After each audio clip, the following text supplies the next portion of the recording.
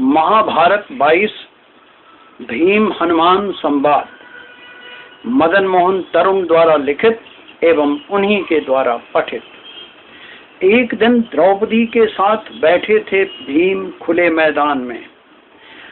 तभी वायु के झोंके से उड़ता एक अद्भुत सौगंधिक कमल पुष्प गिरा उनके सामने। हरा था रंग इसका, चित्तहारक था इसका आकार, मादक थी सुगंधी। द्रौपदी मुग्ध रह गई इस पुष्प को देखकर।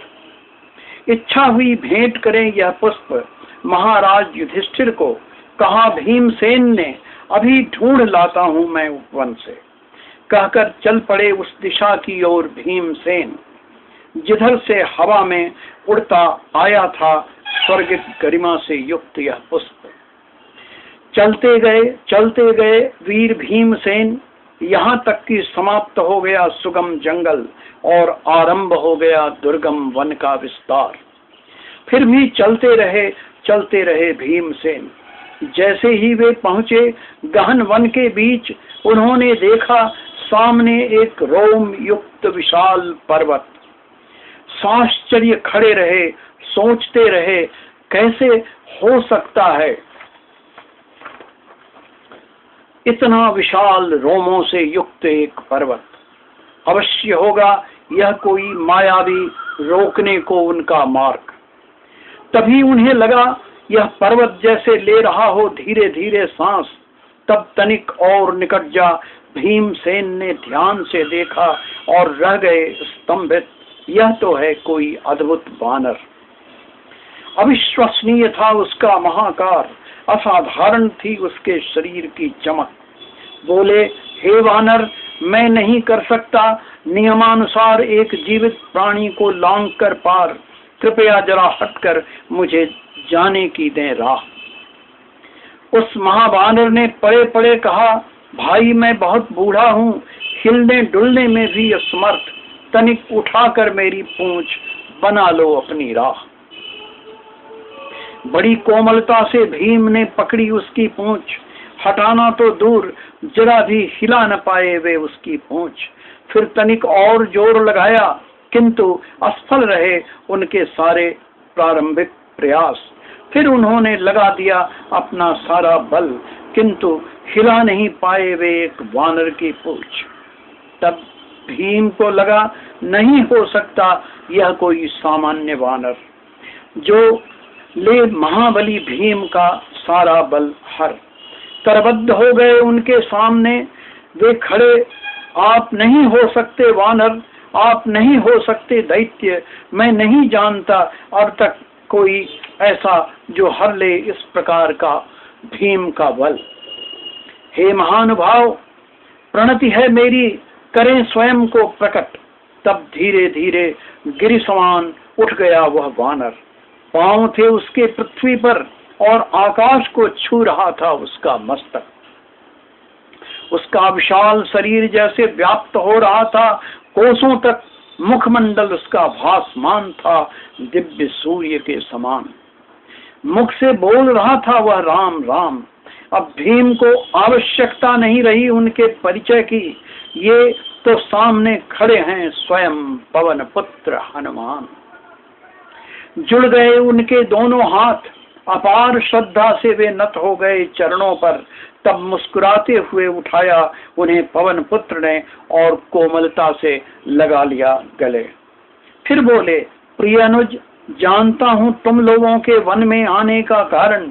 जैसे आए थे हमारे प्रभु राम और मारा गया था रावण, ठीक वैसे ही समय फिर से आने वाला है। सारा कुरुवंश मिटने वाला है। कहते कहते पवन पुत्र ने लगा लिया अपने अनुज को गले। ऐसा करते ही भीम हो गए मानो बल के अगम महासागर। वज्र से भी कठोर हो गया उनका शरीर। वाणी बन गई गर्जना, जिस ध्वनि से टूक टूक हो जाएं पर्वत। अकल्पनीय था वह प्रभाव गहरा घना। बोले, पवन पुत्र हनुमान, अब से तुम्हारी मुष्टि का ही है गदा। तुम्हारी गर्जना का ही प्रभाव होगा इतना घना कि छूट जाएंगे तुम्हारे शत्रुओं के प्राण, जग में ऐसा कोई नहीं जो तुम्हें सके हरा।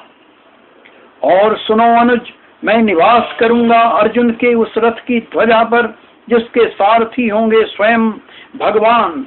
नत शिर करबद्ध बोले भीमसेन, भ्राता शब्द नहीं है मेरे पास पर्याप्त, जिन्हें व्यक्त करूं मैं आपके प्रति अपना आभार।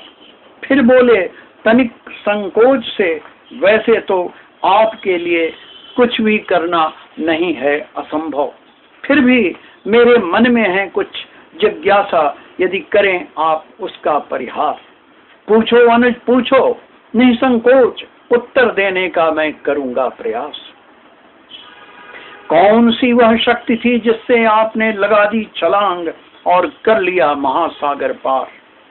महत उपयुक्त कार्य और उसका संकल्पित कारण और आराध्य का आशीर्वाद बना देता है असंभव को भी साध्य। किसी स्त्री का बलपूर्वक हरण, बाध्य करना उसे करने को किसी अन्य पुरुष का वरण, बन गए मेरे आक्रोश के कारण, और मैंने लगा दी अपनी समस्त संकल्पित ऊर्जा से छलांग, और मैं पहुंचा सागर पार।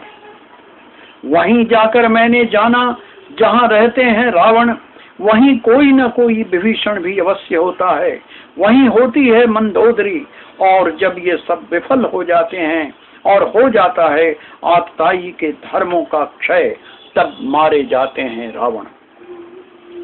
फिर पूछा भीम ने, भ्राता कैसे आप लघु से महाकार बन जाते हैं, कैसे आप पर्वत अपनी हथेली पर उठा लाते हैं?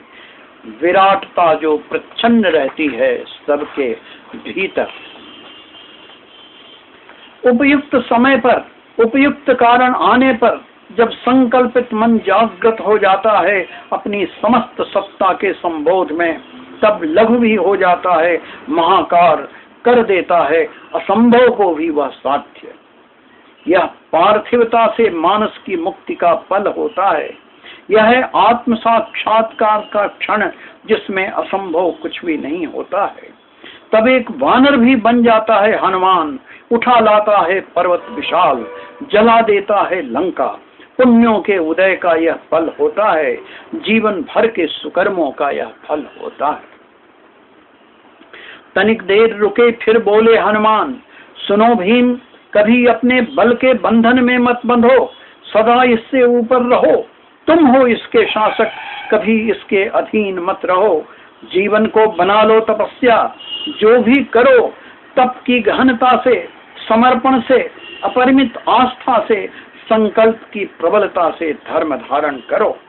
फिर बोले, कभी आवश्यकता हो कर लेना याद, मैं आ जाऊंगा तुम्हारे पास।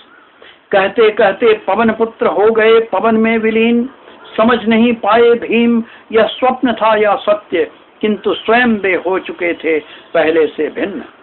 नत शिर हो किया उन्होंने महावीर अग्रज को नमन, और फिर करने लगे आगे गमन।